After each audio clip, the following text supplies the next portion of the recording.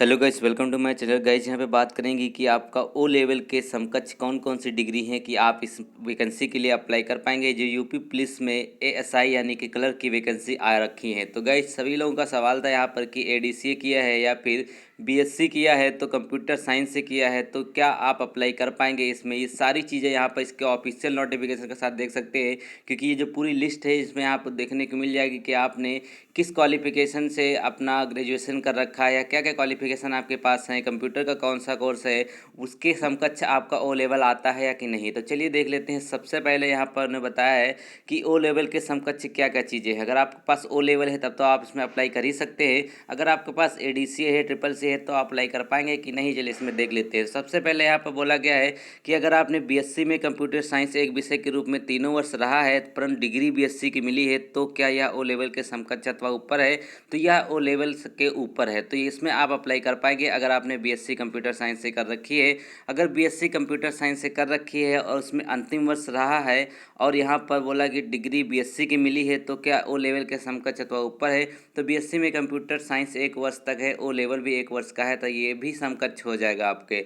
और यहाँ पर अगर आपने बीएससी कंप्यूटर एप्लीकेशन के विषय के रूप में 3 वर्ष रहा है तो ये भी आपके ओ लेवल के समकक्ष हो जाएगा, इसमें भी आप अप्लाई कर सकते हैं। और बीएससी में कंप्यूटर एप्लीकेशन से किया है तो ये तो आपको पता ही कि आप कर सकते हैं। अगर आपने बीबीए ओ लेवल के समकक्ष है क्या, अगर बीबीए जो है ओ लेवल के समकक्ष है तो देखिए यहाँ पर जो बोला गया है कि बीबीए यानी कि बैचलर ऑफ बिजनेस एडमिनिस्ट्रेशन जो होता है, अगर आपने बीबीए का कोर्स किया है तो वो ओ लेवल के समकक्ष नहीं है, आप इसमें अप्लाई नहीं कर पाएंगे।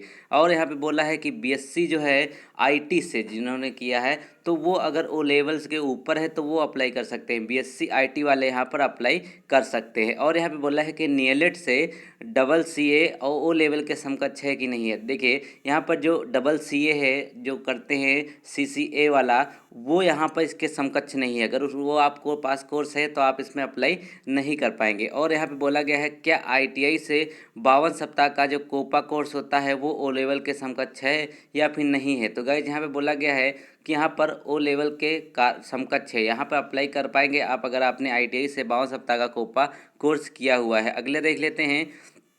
और यहाँ पे बोला गया है कि अगर आपने एमएससी किया है और ओ लेवल इक्विवेलेंट कोर्स आप यूपी इलेक्ट्रॉनिक्स लेवल, तो यहाँ पर देखिए ये दोनों आपके लिए मान्य हैं। और वो बोला गया है कि अगर आपने प्राइवेट संस्थान से कंप्यूटर एप्लीकेशन किया हुआ है ओ लेवल के समकक्ष है कि नहीं है। देखिए अगर आप प्राइवेट संस्थान से कंप्यूटर एप्लीकेशन किया हुआ है तब भी यहाँ पर आप जो है इसमें अप्लाई कर सकते हैं, बशर्ते वह board university UGC AICTE IGNOU NIELIT DOC से होना चाहिए तो आप इसके अप्लाई कर सकते हैं, ये समकक्ष हो जाएगा।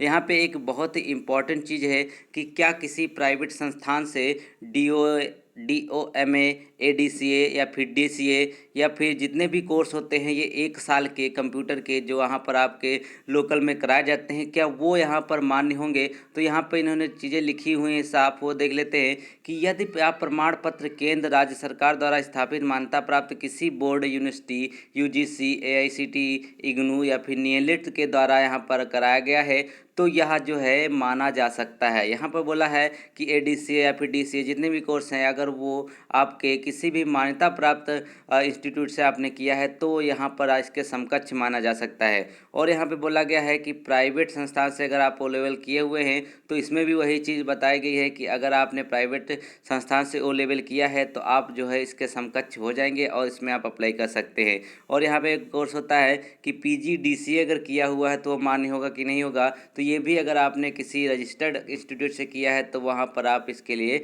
अप्लीकेबल हो जाएंगे। और यहाँ पे बोला गया है कि क्या किसी प्राइवेट संस्थान से 1 वर्ष या उसके अवधि का अपरंत 3 वर्ष से कम अवधि का डिप्लोमा ओ लेवल के समकक्ष मान्य है कि नहीं है, तो इसमें भी यहाँ पर ये ओ लेवल के समकक्ष हो जाएगा। तो चलिए कुछ और चीज़ें इंपॉर्टेंट देख सकते हैं। तो यहाँ पर एक कोर्स होता है कि राष्ट्रीय कंप्यूटर साक्षरता मिशन जो होता है उसके तहत अगर यहाँ पर ये वाला आपने कोर्स किया है तो ये माना जाएगा कि नहीं माना जाएगा। ये भी माना जाएगा अगर आपने किसी रजिस्टर्ड या फिर गवर्नमेंट की तरफ से किया हुआ है तब। और उसके साथ साथ ट्रिपल सी जो होगा, ट्रिपल सी गाइज इसमें मान्य नहीं होगा क्योंकि ट्रिपल सी में यहाँ पर जो है वो पूरी तरीके से इसके समकक्ष नहीं आता है, इसीलिए इसमें मान्य नहीं होगा। और यहाँ पे बोला गया है कि इंटरमीडिएट में भौतिक विज्ञान विषय है यदि यह डिप्लोमा किसी मान्यता प्राप्त संस्थान से है तो ये चीज़ें यहाँ पर इसके लिए मान्य हो जाएंगी। और भी यहाँ पर बहुत सारी चीज़ें दे रखी हैं, इसको आप देख सकते हैं कि आपने क्वालिफिकेशन क्या कर रखी है। तो गाइज यहाँ पर इतना तो क्लियर होगा कि अगर आपके पास सिर्फ ट्रिपल सी है तो आप इसमें अप्लाई नहीं कर पाएंगे। अगर आपने एडीसीए डीसीए किया हुआ है तो आप इसमें अप्लाई कर सकते हैं और वो माना जा सकता है। तो आई होप आपको ये बातें क्लियर होंगी। और यहाँ पर चीज़ें मेंशन करी गई हैं कि अगर आपने अपीयरिंग कर रखा है, यानी कि फॉर्म भरने की लास्ट डेट तक अगर आपके पास सर्टिफिकेट नहीं होता है, अंक प्रमाण पत्र नहीं होता है किसी भी चीज़ का, ग्रेजुएशन का हो या फिर आपका ओ लेवल हो या कोई अन्य समकक्ष इसके कोर्स हो, तो आप इसमें अप्लाई नहीं कर पाएंगे। क्योंकि यहाँ पर साफ साफ लिखा हुआ है कि इसके अप्लाई करने से पहले आपके पास सारी डॉक्यूमेंट जो है वो पूर्ण होने चाहिए। तो दोस्तों उम्मीद करते हैं आपको वीडियो पसंद आएगा। मिलते हैं वीडियो में, तब तक के लिए थैंक यू सो मच।